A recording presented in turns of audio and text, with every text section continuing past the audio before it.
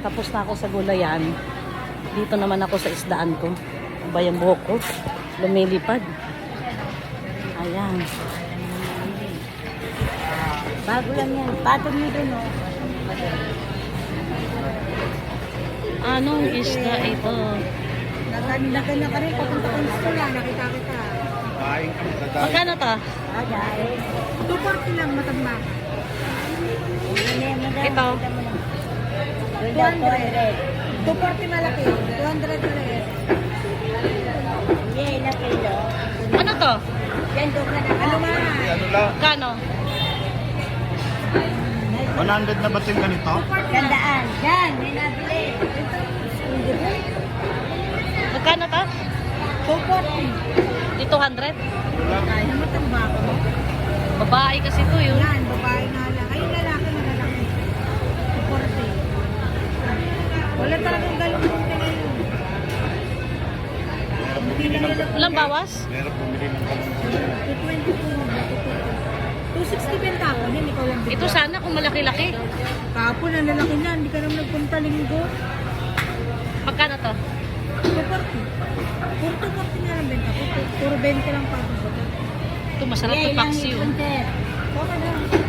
Magkano nga ito? Maliit? Dalilan. Ano?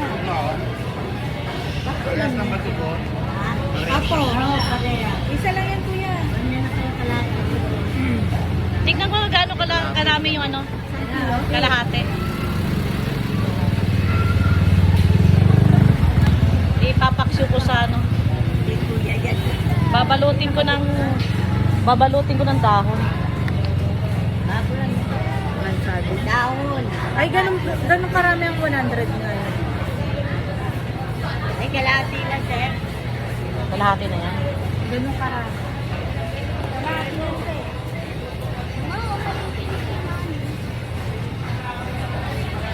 Yo, kalahati, sir. 500. O, dyan, balot. Ay, naku, na lang. Ganda rin ang hipon niya. Oh.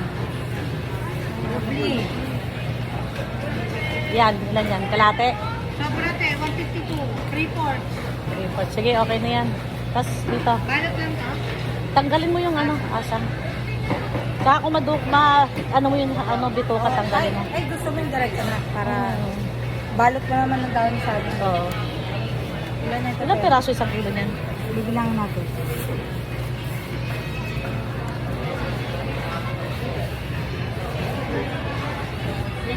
Kasi yung langka ko, hindi yun kakainin pag walang isda. Kaya kailangan ng isda. Sakto lang ito dahil isang kilo. Lahat ko na to. 370, 1.540. Isa't kalahati? Ah, 370. Sige, i-plus mo pati yung galunggong. Kuya, sir. 370. Magkano tong hipon mo? 120. Pares na kay Kari. Wala kayo galit mo? 400 na naman yan. Kunin mo na ito. Wala na eh. Yan na lang. Walang tama. Yan na lang yan, te. Kunin mo na yan. Meron pa ako doon. Ang problema, wala na tayong pera. Meron ka. Imposible naman mawala. Eh, kanina pa ako na malengke. Kunin mo na yan. Mura na yan. Bago lang yan. Pag-isipan natin.